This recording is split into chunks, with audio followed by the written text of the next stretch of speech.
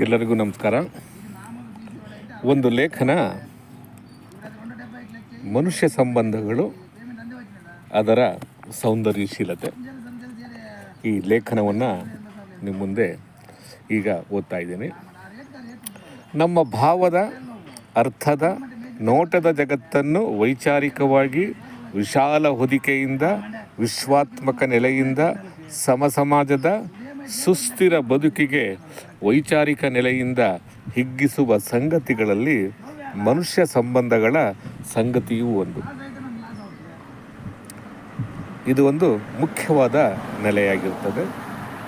ನಾಗರಿಕತೆಯ ಉಗಮಕ್ಕೆ, ಸಮಾಜದ ಚಲನಶೀಲತೆಗೆ, ಕಾಲಘಟ್ಟದ ನಡವಳಿಕೆಗೆ ಮನುಷ್ಯ ಸಂಬಂಧಗಳು ಅಥವಾ ಸಂಬಂಧಗಳು ಬಹುಮುಖ್ಯವಾಗಿರುತ್ತವೆ. ಸಂಬಂಧಗಳ ನೆಲೆಯಿಂದಲೇ ಮನುಷ್ಯ ಮತ್ತು ಜನಸಮುದಾಯದ ನೆಲೆಗಳು ಚಿಗುರೊಡೆದು ಮಾನವ ಜನಾಂಗದಲ್ಲಿ ಪರಸ್ಪರ ನಂಬಿಕೆಗಳು, ಸೌಹಾರ್ದದ ಗ್ರಹೀತಗಳು, ಬಾಂಧವ್ಯ ಹೊಂದಲು ಭದ್ರ ಬುನಾದಿ ಹಾಕಿ ಹೊಸ ಚಿಂತನೆಯ, ಹೊಸ ಸಮಾಜದ ಬೆಳವಣಿಗೆಗೆ ಕಾರಣವಾಗುತ್ತದೆ. ಮನುಷ್ಯ ಕಾಡಿನಿಂದ ನಾಡಿಗೆ ಬಂದು ನದಿ ತಟದಲ್ಲಿ ನೆಲೆಸಿ ಜೀವನ ಪ್ರಾರಂಭ ಮಾಡುತ್ತಾನೆ. ಅದರ ಜೊತೆ ಇರುವ ಸಹಚರರನ್ನು ವಿಶ್ವಾಸಕ್ಕೆ ತೆಗೆದುಕೊಳ್ಳುತ್ತಾ, ಎಲ್ಲರನ್ನು ಒಟ್ಟಿಗೆ ಕರೆದೊಯ್ಯುತ್ತಾ, ಸಂಬಂಧಗಳ ಬೆಸುಗೆಯಲ್ಲಿ ಸಮಾಜವನ್ನು ಕಟ್ಟುತ್ತಾ, ಒಂದು ಗೂಡಿನ ನೆಲೆಯಲ್ಲಿ ಬಾಳನ್ನು ನಡೆಸುತ್ತಾ ಬಂದಿದ್ದಾನೆ. ಮನುಷ್ಯ ಸಂಘಜೀವಿ. ಅವನು ಒಂಟಿಯಾಗಿರಲು ಸಾಧ್ಯವಿಲ್ಲ. ಹಾಗಾಗಿ ಎಲ್ಲರ ಜೊತೆ ಒಂದಾಗಿ ಬಾಳ್ವೆ ಮಾಡಲು ಶುರು ಮಾಡುತ್ತಾ ಸಹಬಾಳ್ವೆಯ ಕಡೆಗೆ ಪಯಣಿಸಿದ್ದಾನೆ. ಜಗತ್ತಿನ ಯಾವುದೇ ನಾಗರಿಕತೆಗಳ ಭದ್ರ ಬುನಾದಿ ಹಾಗೂ ಒಟ್ಟು ಆಶಯ ಮಾನವನನ್ನು ಸಹಬಾಳ್ವೆಯಲ್ಲಿ ಕರೆದೊಯ್ಯುತ್ತಾ ಸಮಾಜದ ಧ್ವನಿಪೂರ್ಣತೆಗೆ, ಬೆಳವಣಿಗೆಗೆ ಕಾರಣವಾಗಿದೆ. ಒಂದು ಸಮಾಜ ರೂಪುಗೊಂಡು ಅದರ ಕ್ರಿಯಾಶೀಲತೆ ಸೃಜನಶೀಲವಾಗಿ ಬೆಳೆದು ಮನುಷ್ಯರಲ್ಲಿ ಮಾನವ ಪ್ರೇಮ, ಭ್ರಾತೃತ್ವ, ಸಹಿಷ್ಣುತೆ ಬೆಳೆಯಲು ಕಾರಣವಾಗಿದೆ. ಒಟ್ಟು ಜನಸಮುದಾಯದ ಬೆಳವಣಿಗೆಗೆ ಸಂಬಂಧಗಳು ಅತ್ಯಂತ ಮುಖ್ಯ ಪಾತ್ರ ವಹಿಸುತ್ತವೆ. ಮಾನವ ರೂಪಿಸಿಕೊಂಡ ಜೀವನ ವಿಧಾನ, ಅದರ ಆಚರಣೆಗಳು ಬದುಕಿನ ಮೂಲಭೂತ ಕಾತುರಕ್ಕೆ, ಸಾತತ್ಯಕ್ಕೆ ದೊಡ್ಡ ಕಾಣಿಕೆ ನೀಡುತ್ತಾ ಸಾಗುತ್ತದೆ. ಅವರು ರೂಪಿಸಿ ನಿರ್ಮಿಸಿದ ಕಾನೂನುಗಳು ಮುಂದೆ ದೇವರು, ಧರ್ಮ, ಜಾತಿಯ ನೆಲೆಗಳು ಉದ್ಭವವಾಗಿ ಒಂದೊಂದು ಗುಂಪು ಒಂದೊಂದು ಮರದ ಅಡಿಯಲ್ಲಿ ಸಾಗಿ ಒಂದೊಂದು ಧರ್ಮ, ಜಾತಿಯ ನೆಲೆಯಲ್ಲಿ ಗುರುತಿಸಿಕೊಂಡು ಸಾಗುತ್ತವೆ. ಅವರವರ ಆಚರಣೆಗಳು, ಸಂಪ್ರದಾಯಗಳು, ಕಲೆಗಳು, ಸಾಹಿತ್ಯ, ಸಂಸ್ಕೃತಿಯ ಫಲಕಗಳು ಒಡಮೂಡಿ ಒಬ್ಬ ಮನುಷ್ಯ ನೂರಾರು ಮನುಷ್ಯರಾಗಿ, ಒಂದು ಧರ್ಮ ನೂರಾರು ಧರ್ಮಗಳಾಗಿ ಸಾಗಿರುವ ನಾಗರಿಕತೆಯ ಕಥನ ಕ್ರಮದಲ್ಲಿ ಬದುಕು, ಸಮಾಜ ಮಿಳಿತಗೊಂಡು ಸಾಗಿ ಬಂದಿದೆ. ಪ್ರತಿಯೊಬ್ಬ ಮನುಷ್ಯ ಭಿನ್ನ ಭಿನ್ನ ಪರಿಸರದಲ್ಲಿ ಬೆಳೆಯುತ್ತಾ, ಭಿನ್ನ ಭಿನ್ನ ಆಚರಣೆಗಳು, ಭಿನ್ನ ಭಿನ್ನ ನಂಬಿಕೆಗಳ ಲೋಕದಲ್ಲಿ ಬೆಳೆಯುತ್ತಾ ಸಾಗಿದ್ದಾನೆ. ಭಿನ್ನ ಭಿನ್ನ ವೈರುಧ್ಯಗಳು ಪ್ರತಿಯೊಬ್ಬರಿಗೂ ಕಾಡಿಸಿವೆ. ಭಿನ್ನತೆಯಿಂದ ಏಕತ್ವದ ಕಡೆಗೆ ಚಲಿಸಲು ಅದೆಷ್ಟೊಂದು ದಾರಿಗಳು ಬೆಳೆದು ಬಂದವು. ಅದೆಷ್ಟೊಂದು ಕಾಲುದಾರಿಗಳು, ರಹದಾರಿಗಳು ರೂಪುಗೊಂಡು ಮಾನವ ಬದುಕಿನ ಸಮಾಜಕ್ಕೆ ತಿಳಿ ಹೇಳುವ ಪ್ರಯತ್ನ ಮಾಡಿದವು. ಸಮಾಜದ ರೂಪುರೇಖೆಗಳು ಹೇಗೆ ಛದ್ಮವೇಷದಲ್ಲಿ ಮುಳುಗಿ ಸಮಾಜದ ಇಕ್ಕಟ್ಟಿನ ಬಿಕ್ಕಟ್ಟುಗಳಲ್ಲಿ ದಾರಿಯನ್ನು ಹುಡುಕುತ್ತಾ, ಸಂಶೋಧಿಸುತ್ತಾ ನಡೆದ ಅನೇಕ ಮಹನೀಯರುಗಳು ಈ ಸಮಾಜದ ಗೆರೆಗಳನ್ನು ಅರ್ಥ ಮಾಡಿಕೊಳ್ಳುತ್ತಾ ಸಮಾಜದ ಹಿತಕ್ಕೆ ಒಂದು ಕಾಣಿಕೆ ನೀಡಲು ಪ್ರಯತ್ನಿಸಿದ್ದಾರೆ. ನಾವೆಲ್ಲ 21ನೇ ಶತಮಾನದಲ್ಲಿ ಜೀವಿಸುತ್ತಾ ಸಾಗುತ್ತಿದ್ದೇವೆ. ವಿಜ್ಞಾನ, ತಂತ್ರಜ್ಞಾನದ ಆವಿಷ್ಕಾರದಿಂದ ಜಗತ್ತು ಒಂದು ಪುಟ್ಟ ಹಳ್ಳಿಯಾಗಿ ಎಲ್ಲ ಸಿದ್ಧಾಂತಗಳು ಗೌಣವಾಗಿ ಅಥವಾ ಮುರಿದು ಹೋಗುತ್ತಾ ಇಡೀ ಜಗತ್ತು ಅನೇಕ ಪಲ್ಲಟಗಳಿಂದ ಕೂಡಿದೆ. ಇಡೀ ಸಮಾಜದ ಚಹರೆಯ ರೂಪುರೇಖೆ ಬದಲಾಗುತ್ತಾ ದೇವರು, ಧರ್ಮ, ಜಾತಿಯ ನೆಲೆಗಳು ಪ್ರಬಲಗೊಂಡು ಮನುಷ್ಯನನ್ನು ಜಾತಿ, ಧರ್ಮ, ವಿಚಾರದಿಂದ ಅಳೆಯುವ ಮಾನದಂಡ ಗಾಳಿಗಿಂತ ವೇಗವಾಗಿ ಹರಡುತ್ತಿದೆ.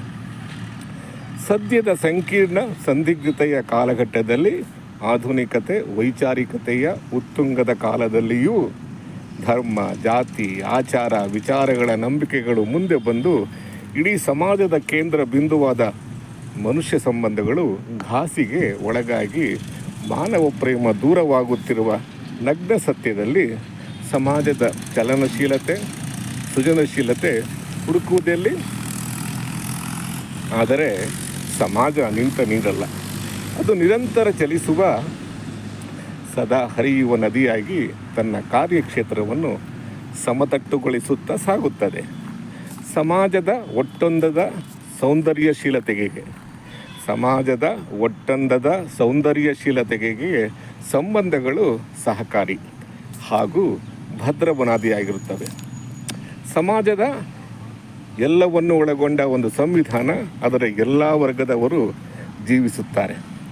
ಎಲ್ಲರ ಕುಲಕಸುಬಿನ ಕರಕುಶಲತೆ ಸಮಾಜವನ್ನು ಬಾಂಧವ್ಯವನ್ನು ಗಟ್ಟಿಗೊಳಿಸುತ್ತಾ ಸಮೃದ್ಧವಾದ ಸಮಾಜವನ್ನು ಕಟ್ಟುವುದಕ್ಕೆ ಸಹಾಯ ಮಾಡುತ್ತಾ ಒಂದು ಹೊಸ ಸಂವೇದನಾಶೀಲತೆಗೆ ಕಾರಣವಾಗುತ್ತದೆ. ಇಡೀ ಜಗತ್ತಿನ ವ್ಯವಹಾರ ನಿಂತಿರುವುದೇ ಅದರ ಬಾಂಧವ್ಯದ ಆಧಾರದ ಮೇಲೆಗೆ. ಜಗತ್ತಿನ ಅಸ್ಮಿತೆಗೆ, ಧ್ವನಿಪೂರ್ಣತೆಗೆ, ಸಾಕ್ಷಿ ಪ್ರಜ್ಞೆಗೆ, ಸಂಬಂಧಗಳಿಗೆ ಪಾತ್ರ ಹಿರಿದಾದದ್ದು. ಜಗತ್ತಿನ ಅಸ್ಮಿತೆಗೆ, ಧ್ವನಿಪೂರ್ಣತೆಗೆ, ಸಾಕ್ಷಿ ಪ್ರಜ್ಞೆಗೆ, ಸಂಬಂಧಗಳ ಪಾತ್ರ ಹಿರಿದಾದದ್ದು. ಮನುಷ್ಯನ ವ್ಯಕ್ತಿತ್ವದ ವಿಕಾಸಕ್ಕೆ, ಹುರುಪಿಗೆ, ಚೈತನ್ಯಕ್ಕೆ ಹೊಸ ಹೊಳಪು ನೀಡುತ್ತಾ ಸಾಗುವ ಪ್ರಕ್ರಿಯೆಯಲ್ಲಿ ಬೆಳವಣಿಗೆ ವೃದ್ಧಿಯಾಗಿರುತ್ತದೆ. ಮನುಷ್ಯ ಕಂಡುಕೊಂಡ ಸಾಹಿತ್ಯ, ಕಲೆ, ರಂಗಭೂಮಿ, ಸಿನಿಮಾ, ಸಂಗೀತದ ಪರಿಕರಗಳು ಪಾಠ ಮಾಡುವುದು ಸಂಬಂಧಗಳನ್ನು ಹೇಗೆ ಬೆಸೆದುಕೊಳ್ಳಬೇಕು.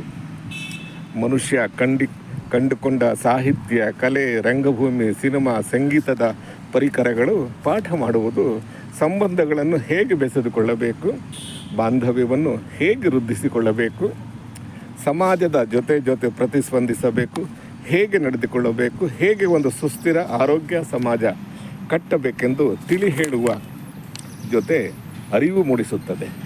ಯಾವುದೇ ಜಗತ್ತಿನ ಮಹಾಕಾವ್ಯಗಳ ತಿರುಳು ಮನುಷ್ಯ ಸಂಬಂಧಗಳನ್ನು ಬೆಸೆಯುವ, ಅದರ ಮೂಲಕ ಸಮಾಜದ ಛಂದೋಗತಿಯ ಬೆಳವಣಿಗೆಗೆ ಹೇಗೆ ಸಹಕಾರಿಯಾಗುತ್ತದೆ ಎಂದು ದೃಢಪಡಿಸಿವೆ. ರಾಮಾಯಣ, ಮಹಾಭಾರತ, ಭಗವದ್ಗೀತೆ, ಬೈಬಲ್, ಕುರಾನ್, ವಚನಕಾರರ ವಚನಗಳು, ತಿಳಿ ಹೇಳುವ ಮತ್ತು ಸಾದರಪಡಿಸುವ ಚಿಂತನೆಗಳು ಮನುಷ್ಯನನ್ನು ತಿದ್ದುತ್ತಾ ಮಾರ್ಗದರ್ಶನ ಮಾಡುತ್ತಾ ಮನುಷ್ಯರಲ್ಲಿ ಮಾನವೀಯತೆಯನ್ನು ಜಾಗೃತ ಮಾಡುತ್ತಾ ಹೋಗಿವೆ. ಸಂಬಂಧಗಳು ಅವು ಜಾತಿ, ಧರ್ಮ, ವರ್ಗದ ಅಡಿಯಾಳಲ್ಲ. ಅವು ಜಾತಿಯಾಚೆಯ, ಧರ್ಮದಾಚೆಯ, ಬಯಲಾಚೆಯ ಬಯಲಿನ ರೂಪವಾಗಿದೆ. ಸಂಬಂಧಗಳು ಜಾತಿ ಮೀರಿದ ಘನ. ಜಾತಿಯಾಚೆಯ ಆಡುಂಬಲದಲ್ಲಿ ಮನುಷ್ಯನ ಮೂಲಭೂತ ಕಾತುರ ಅಡಗಿದೆ. ಹಾಗಾಗಿ ನಾವು ಬಾಂಧವ್ಯವನ್ನು ಈ ರೀತಿಯ ನೆಲೆಯಲ್ಲಿ ನೋಡಬೇಕಾಗಿದೆ. ಏಕೆಂದರೆ ಧರ್ಮದ ಜಾತಿಯ ನೆಲೆಗಳು ಸುಭದ್ರವಾಗಿರುವುದರಿಂದ ಅದರಿಂದ ಹೊರಗಡೆ ಬರಲು ಸಾಧ್ಯವಾಗದೆ ಚಡಪಡಿಸುತ್ತಿದ್ದೇವೆ. ಆದರೆ ಅದರ ಆಚೆ ಬಂದವರು ಇತಿಹಾಸದ ಪುಟದಲ್ಲಿ ಅಮರರಾಗಿದ್ದಾರೆ. ನಮ್ಮ ಚಿಂತನೆಗಳು, ಆಲೋಚನೆಗಳು, ಗ್ರಹಿಕೆಗಳು, ಸಂಕೀರ್ಣತೆಗಳು ಹೊಸ ಹುಟ್ಟನ್ನು ಪಡೆಯಬೇಕಾದರೆ ನಾವು ನೋಡುವ ಸಮಾಜದ ಕಡೆಗೆ ಮಾನವೀಯ ನೆಲೆಯಲ್ಲಿ ನೋಡಬೇಕಾಗಿರುತ್ತದೆ. ಯಾರು ಈ ಸಮಾಜದ ನಾಡಿ ಮಿಡಿತವನ್ನು ಸರಿಯಾಗಿ ಗ್ರಹಿಸುತ್ತಾರೋ ಅವರ ಆಶಯಗಳಲ್ಲಿ, ಆಕೃತಿಗಳಲ್ಲಿ ಹೊಸ ದಾರಿಯ ಕಡೆ ಚಲಿಸುತ್ತದೆ. ಮನುಷ್ಯ ಹೆಚ್ಚು ತಿಳುವಳಿಕೆಯ ಸಾಗರದಲ್ಲಿ ಈಜಾಡಬೇಕು. ಆದರೆ ಆಧುನಿಕತೆ, ತಂತ್ರಜ್ಞಾನದ ಬೆಳವಣಿಗೆ ವೃದ್ಧಿಯಾದರೂ ಮನುಷ್ಯನ ಮನಸ್ಸು ಜಾತಿ, ಧರ್ಮ, ವರ್ಣದ ಆಚೆ ಜಿಗಿಯುತ್ತಿಲ್ಲ. ಇನ್ನು ಹೆಚ್ಚು ಧರ್ಮದ ಕಡೆಗೆ ವಾಲುತ್ತಿದೆ. ನಿಜದ ಅರ್ಥದ ಧರ್ಮ ದೂರವಾಗಿ ಹುಸಿ ಧರ್ಮದ ವಕ್ತಾರರು ವೃದ್ಧಿಯಾಗಿ ಮೌಢ್ಯದ ಕಡೆಗೆ ಸಮಾಜವನ್ನು ಕರೆದೊಯ್ಯುತ್ತಿದ್ದಾರೆ. ಇದರ ಚಲನಶೀಲತೆಗೆ, ಸಮಾಜದ ಬೆಳವಣಿಗೆಗೆ ಅಡ್ಡಿಯಾಗುತ್ತದೆ. ಆದುದರಿಂದ ತನ್ನ ತಿಳುವಳಿಕೆಯಿಂದ ಸಮಾಜದಲ್ಲಿ ಪರಸ್ಪರ ನಂಬಿಕೆ, ಸಹಿಷ್ಣುತೆ ಬಿತ್ತುತ್ತಾ ಸಮಾಜವನ್ನು ಕಟ್ಟಬೇಕು. ಮಾನವೀಯ ಸಂಬಂಧಗಳು ಯಾವಾಗ ಏರ್ಪಟ್ಟವೋ ಸಂಘರ್ಷಗಳು ಕೂಡ ಜೊತೆಯಲ್ಲಿಯೇ ಸಾಗಿವೆ. ಅವು ಮಾನವ ಸಮಾಜದೊಳಗಡೆ ರೂಪಾಂತರ ಪಡೆದುಕೊಳ್ಳುತ್ತಾ ಕಾಲಘಟ್ಟದ ಜೊತೆ ಅನುಸಂಧಾನ ಮಾಡುತ್ತಾ ಕಾಲಘಟ್ಟದ ಸ್ಥಿತ್ಯಂತರಕ್ಕೆ ಒಳಗಾಗಿ ನಮ್ಮ ಬುದ್ಧಿಶಕ್ತಿಯನ್ನು ಓರೆಗಲ್ಲಿಗೆ ಹಚ್ಚುತ್ತಾ ಹೋಗುತ್ತದೆ. ನಿರಂತರ ಸಂಘರ್ಷಗಳು ಸಂಬಂಧಗಳ ಜೊತೆಯಾಗಿ ಸಾಗುತ್ತಾ ವಿಚಾರಗಳ ವಿನಿಮಯದಲ್ಲಿ ತುಸು ಬದಲಾವಣೆ ಕಂಡರೂ ಮತ್ತೆ ವಿಚಾರ ಭೇದ ಉಂಟಾದರೆ ಸಂಬಂಧಗಳು ಶಿಥಿಲಗೊಳ್ಳುತ್ತವೆ. ಸಂಘರ್ಷಗಳ ನಿವಾರಣೆಗೆ ಅದೆಷ್ಟೊಂದು ಅರಿವು ಮೂಡಿಸಿದರೂ ಸಂಘರ್ಷಗಳು ಹಾಗೇ ಉಳಿದಿವೆ. ಸಮಸ್ಯೆಗಳಿಗೆ ಪರಿಹಾರ ಕಂಡುಕೊಳ್ಳಲು ನಮ್ಮ ಚಿಂತನಾ ಲಹರಿಗಳು ಕಾಲದಿಂದ ಕಾಲಕ್ಕೆ ಬದಲಾಗುತ್ತಾ ಒಂದು ಪರಿಹಾರಕ್ಕಾಗಿ ಸಮಾಜದ ಅರಿವಿನ ಹಸಿವಿನಿಂದ ಕೂಡಿದ್ದಾಗಿದೆ. ಆ ಹಸಿವನ್ನು ಹೋಗಲಾಡಿಸಲು ಅದೆಷ್ಟೊಂದು ಚಿಂತನೆಗಳು ಬಂದು ಹೋಗಿವೆ. ಮಾನವ ಸಂಬಂಧಗಳ ಅರಿವಿನ ಜಾಗೃತಿ ಹೆಚ್ಚಾದಾಗ ಈ ಸಮಾಜದ ನಾಡಿ ಮಿಡಿತವನ್ನು ಅರ್ಥ ಮಾಡಿಕೊಳ್ಳುತ್ತಾ ಸಾಮಾಜಿಕ, ರಾಜಕೀಯ, ಸಾಹಿತ್ಯ, ಸಂಸ್ಕೃತಿಯ ಫಲಕಗಳನ್ನು ಅರಿಯಲು ಸಾಧ್ಯವಾಗುತ್ತದೆ. ಮನುಷ್ಯನ ಚಿಂತನೆಗಳು ಸರಾಗವಾಗಿ ಸಹಜವಾಗಿ ಒಡಮೂಡಿದ್ದರೆ ಈ ಸಮಾಜದ ಛಂದೋಗತಿಯನ್ನು ಅರಿಯಲು ಸಹಾಯ ಮಾಡುತ್ತದೆ. ಒಟ್ಟು ಸಮಾಜದ ಚಲನಶೀಲತೆ ಅದು ಪ್ರಾದೇಶಿಕತೆಯೂ ಹೌದು, ವಿಶ್ವಾತ್ಮಕತೆಯೂ ಹೌದು, ಅದು ಅಂತಾರಾಷ್ಟ್ರೀಯತೆಯೂ ಹೌದು. ಅದು ಜನಸಮುದಾಯಗಳ ಬೆಸುಗೆಯನ್ನು ಭದ್ರ ಮಾಡುವುದರ ಜೊತೆಗೆ ಒಂದು ಸಮಾಜಕ್ಕೆ, ದೇಶಕ್ಕೆ ಹೊಸದಾಗಿ ಒಂದು ಆಕೃತಿಯ ಅಂಶವನ್ನು ನೀಡುವುದರ ಜೊತೆಗೆ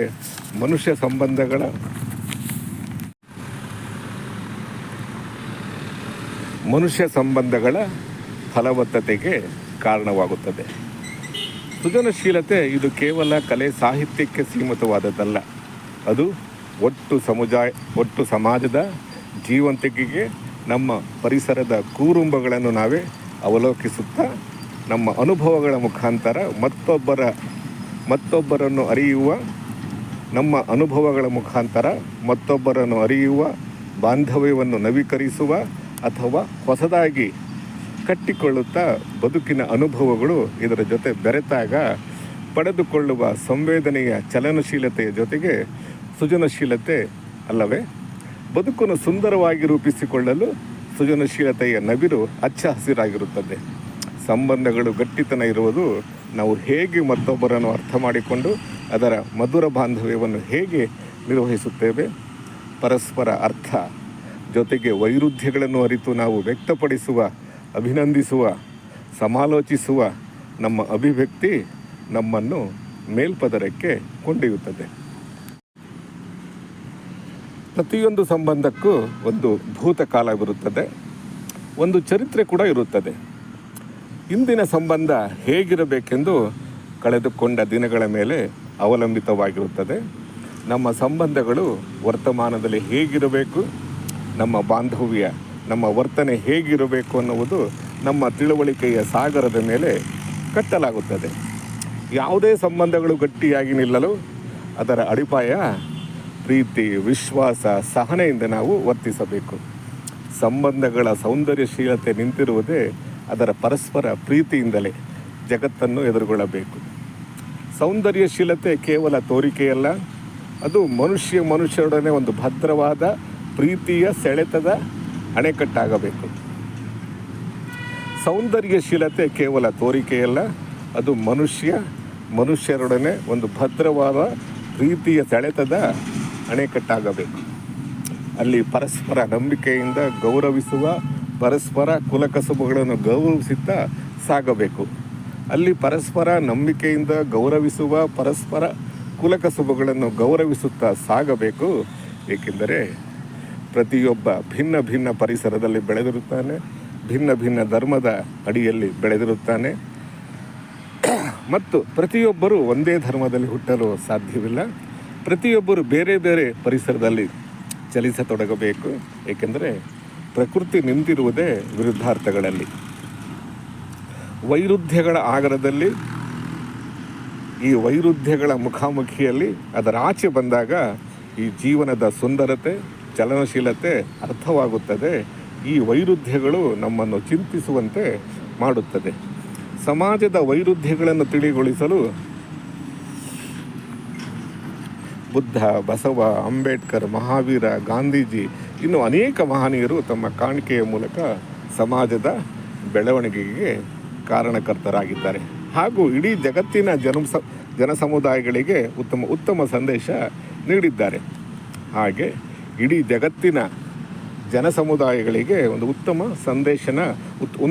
ಉತ್ತಮ ಸಂದೇಶ ನೀಡಿದ್ದಾರೆ. ಸಮಾಜ, ಸಂಬಂಧ, ಬಾಂಧವ್ಯ, ಸಹಿಷ್ಣುತೆ, ಭ್ರಾತೃತ್ವ ನಿಂತಿರುವುದೇ ಸಂಬಂಧಗಳ ಗಟ್ಟಿ ಸತುವಿನಲ್ಲಿ. ಆಧುನಿಕ ಜಾಗತಿಕ ಸನ್ನಿವೇಶದ ಪರದೆಯನ್ನು ಸರಿಸಿದಾಗ 2 ಮಹಾಯುದ್ಧಗಳು 1914-18, 1935-45 ನಡೆದು ಹೋಗಿವೆ. ಅಪಾರ ಸಾವು, ನೋವು, ಕಷ್ಟ, ನಷ್ಟಗಳು ಇಡೀ ಮನುಕುಲವನ್ನು ಕಂಗಾಲುಗೊಳಿಸಿವೆ. ಜಗತ್ತು ತಂತ್ರಜ್ಞಾನದ ಆವಿಷ್ಕಾರದಲ್ಲಿ ಮಿಂದು ಹೋಗಿದೆ. ಜಾಗತೀಕರಣದ ಕಬಂಧ ಬಾಹುಗಳಲ್ಲಿ ಎಲ್ಲ ರಂಗದಲ್ಲೂ ನುಸುಳಿವೆ. ಜಾಗತೀಕರಣದ ಕಬಂಧ ಬಾಹುಗಳು ಎಲ್ಲ ರಂಗದಲ್ಲೂ ನುಸುಳಿವೆ. ಇಡೀ ಜಗತ್ತಿನ ಚಹರೆ ಬದಲಾವಣೆಯ ಹೊಸ್ತಿಲಲ್ಲಿದೆ. ಅಂತಾರಾಷ್ಟ್ರೀಯ ಮಟ್ಟದಲ್ಲಿ Russia Ukraine, Israel Palestine, Iran Israel, Bharat Pakistan ದೇಶಗಳ ನಡುವೆ ಬಾಂಧವ್ಯ ಕಡಿದು ಹೋಗಿ ಅನೇಕ ಅನಾಹುತಗಳು ಸಂದಿವೆ. ಜಗತ್ತಿನ ಸಂಬಂಧಗಳು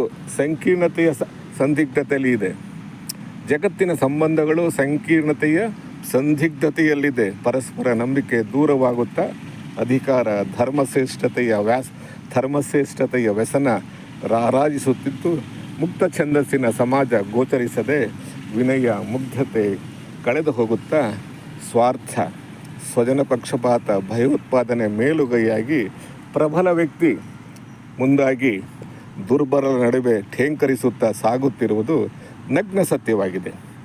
ಜಗತ್ತಿನ ಸಂಬಂಧಗಳು ಶಿಥಿಲಗೊಂಡು ಜೀವನದ ಏರುಪೇರುಗಳು ನರ್ತನಗೊಳ್ಳುತ್ತಿವೆ.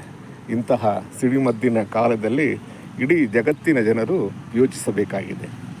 ಏಕೆಂದರೆ ಇಡೀ ಜಗತ್ತು ಒಂದು ಪುಟ್ಟ ಹಳ್ಳಿಯಾಗಿದ್ದು, ಜನರು ನೆಮ್ಮದಿಯಿಂದ ಸಹಬಾಳ್ವೆ ನಡೆಸಬೇಕಾದರೆ ಮಾನವ ಸಂಬಂಧಗಳು ಗಟ್ಟಿಯಾಗಬೇಕು. ಒಬ್ಬರನ್ನು ಒಬ್ಬರು ಅರ್ಥ ಮಾಡಿಕೊಳ್ಳುತ್ತಾ ಸಾಗಬೇಕು.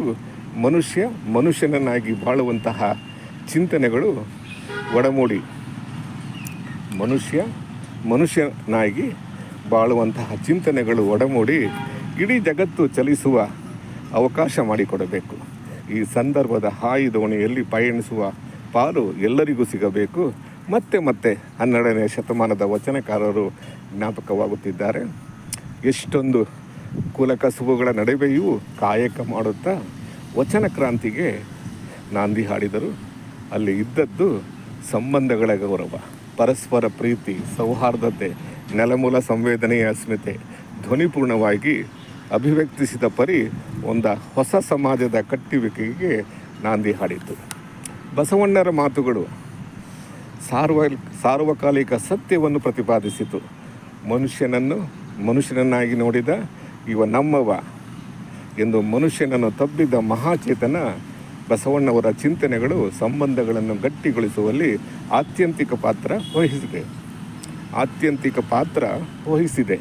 ಕುವೆಂಪು, ಪಂಪ, ಕವಿರಾಜಮಾರ್ಗದ ವಿಜಯ, ದೇವನೂರು ಮಹಾದೇವ, ಲಂಕೇಶ್ ಇನ್ನೂ ಅನೇಕ ಮಹನೀಯರು ತಮ್ಮ ನುಡಿ ಚಿಂತನೆಯಲ್ಲಿ ಮಾನವ ಸಂಬಂಧಗಳಿಗೆ ದೊಡ್ಡ ಕಾಣಿಕೆ ನೀಡಿದ್ದಾರೆ. ದೇವನೂರು ಮಹಾದೇವ ಅವರ ನುಡಿ ಅಭಿವ್ಯಕ್ತಿ ಸಂಬಂಧ ಅನ್ನೋದು ದೊಡ್ಡದು ಎಂಬ ಮಾತು ಸಾರ್ವಕಾಲಿಕ ಸತ್ಯದ ಕಡೆಗೆ ಕರೆದೊಯ್ಯುತ್ತದೆ. ಹಾಗಾಗಿ ಕಾಲ ಯಾವುದೇ ಇರಲಿ, ನಾವು ಎಷ್ಟೇ ವಿದ್ಯಾವಂತರಾಗಿರಲಿ, ಎಷ್ಟೇ ಚಿಂತಕರಾಗಿರಲಿ, ಎಷ್ಟೇ ವಿಶಾಲವಾದ ವೈಜ್ಞಾನಿಕವಾದ ವೈಚಾರಿಕವಾದ ದಾರಿಯಲ್ಲಿದ್ದರೂ ಮನುಷ್ಯನನ್ನಾಗಿ ನೋಡುವಂತಹ, ಕಾಣುವಂತಹ, ಗೌರವಿಸುವಂತಹ ಚಿಂತನೆಗಳು ಹೊರಹೊಮ್ಮಲಿ ಎಂದು, ಸಂಬಂಧಗಳ ಅಡಿಗಲ್ಲು ಭದ್ರವಾಗಿರಲೆಂದು, ಪರಸ್ಪರ ಪ್ರೀತಿ, ಸಹಬಾಳ್ವೆ, ಪರಸ್ಪರ ವೃದ್ಧಿಯಾಗಲೆಂದು ಆಶಿಸುತ್ತೇನೆ. ಈ ಲೇಖನ ನಿಮಗೆ ಇಷ್ಟ ಆದರೆ ಲೈಕ್ ಮಾಡಿ, ಶೇರ್ ಮಾಡಿ, ಕಾಮೆಂಟ್ ಮಾಡಿ. ಇನ್ನೂ ಇಷ್ಟ ಆದರೆ ಈ ಚಾನಲ್ನ ಸಬ್ಸ್ಕ್ರೈಬ್ ಮಾಡಿ. ಎಲ್ಲರಿಗೂ